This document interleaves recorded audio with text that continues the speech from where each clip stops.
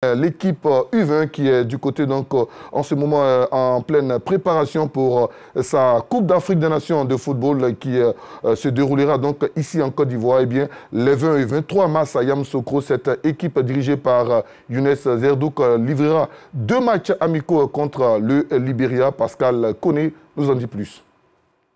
Younes Zerdouk et son staff ont fait appel à 30 joueurs pour ce 4e rassemblement des Éléphantos U20 du 17 au 24 mars 2025 à Yamoussoukro. 13 joueurs locaux retenus après les 3 premiers rassemblements vont côtoyer 17 professionnels évoluant à l'étranger dont coach Zerdouk a battu le rappel.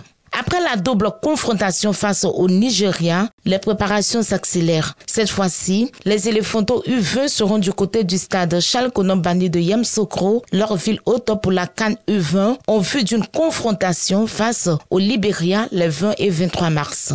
Match cruciaux pour la Éléphantos U20 qui bénéficie pour ce stage de plusieurs atouts tant offensifs que défensifs.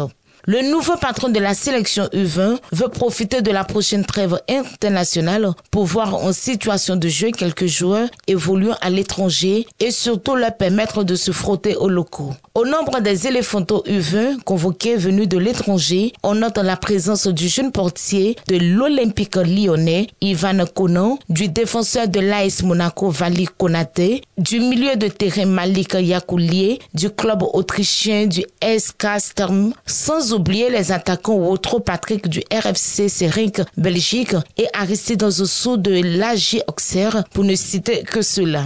Pour parfaire ce cocktail monotone, Zerdouk a gardé dans son escarcelle des joueurs comme Oumar Konaté, Rivolton, attaquant du Sol FC, ou encore le défenseur Régis Kouakou, évoluant en 3e division de la JAC d'Hongrie, qui a fait vivre des misères aux attaquants de ce championnat. Qualifiée en tant que pays hôte, la Côte d'Ivoire veut faire de cette autre CAN un moment mémorable et les Éléphantos U20 le savent. Cela passe par une conservation du trophée en terre ivoirienne comme leur aînés l'ont réussi en février 2024.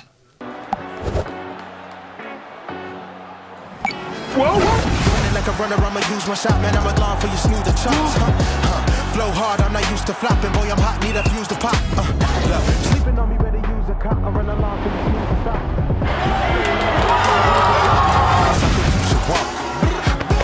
Paris sur Betclic et Joe dans le game. Sous licence Lodassi, joueur responsable. On dirait que Betclic c'est bon, hein. Cet après-midi même, cette équipe des éléphants U20 était également en préparation du côté du lycée classique.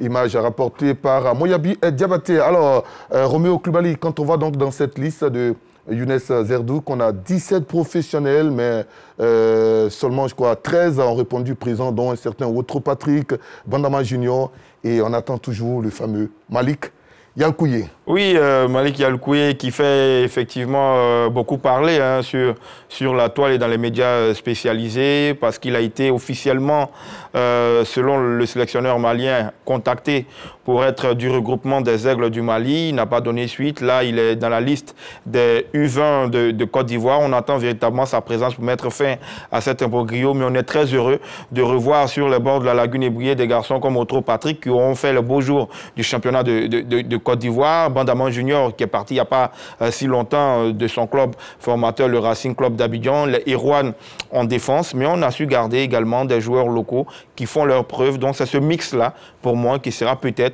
le secret pour la réussite de cette mayonnaise qu'il doit prendre avant le début de la compétition. Salif, Côte d'Ivoire, Libéria en amical. Le Libéria est-il le bon sparring partner pour les éléphants de Côte d'Ivoire U20? Quand on regarde la composition de la poule de la Côte d'Ivoire pour cette CAN U20, Younes Zerdouk, il a l'esprit là où il faut. Il cherche une équipe qui est offensive, une équipe qui est combative, une équipe qui ne s'avoue jamais vaincu. Je pense qu'il fait bien de choisir cette équipe libérienne après avoir testé le Nigeria qui est d'un autre calibre. il ne faut pas forcément prendre que des taureaux. Il faut aussi prendre des équipes qui semblent dormantes, mais qui peuvent surprendre. Donc, à ce niveau, pour moi, c'est quelque part une satisfaction.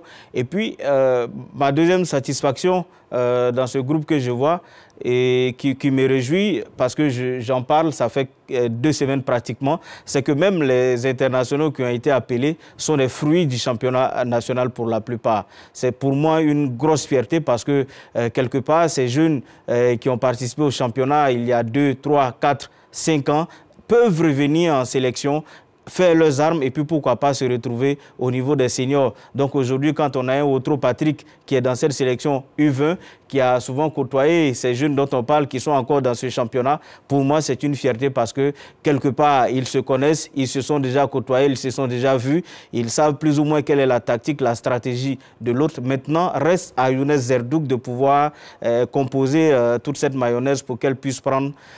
Et puis pourquoi pas au soir de cette CAN U20, être couronné comme leurs aînés l'ont fait. Voilà.